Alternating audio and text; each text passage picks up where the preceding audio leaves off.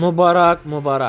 افغان 19 کلن نړیوال جام کې افغانستان په ګروپ کې لومړی مقام ترلاسه کړ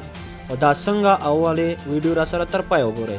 ګرانو مینوالو السلام علیکم د 19 کلنو کم عمر ځوانانو نړیوال جام کې د افغانستان او کاناډا لوبه د باران او د پچ لوندوالي له امله بې پایلې پای ته ورسېده افغانستان او کاناډا ته یو نومره ورکړل شوه چې په دې سره د افغان نومرې 15 او په خپل ګروپ کې لومړی مقام خپل کړ افغانستان خپل لومړی لوبه د کوربه هیواد سویل افریقا پر وړاندې ترسره کړه او ستره بریا یې خپله کړه همداراز افغانستان دویمه لوبه کې له متحده عربي اماراتو سره مخ شوه چې په دغه لوبه کې هم په ستر توپیر بریا خپله کړه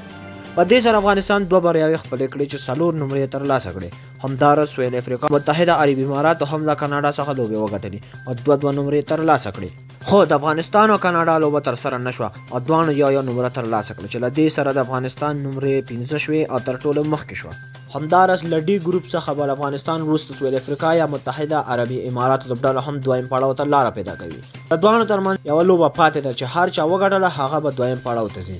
د افغانستان لپاره بیا شفیق الله غفاري تر دې مهاله پورې ښه توپچونه ترسره کړې چې 11 وکټ یې اخیستي نوموړی په لومړۍ لوبه کې 6 او په دویم لوبه کې 15 لوبغاړي وسوځول او دواړو لوبو کې د لوبې او د غوره لوبغاړي جایزه هم ترلاسه کړه همداراز ابراهیم زادران بیا تر دې مهاله په توپ وهنه کې ښه ځلېدلی دی چې دواړو لوبې کې 50 سیزې وهلي دي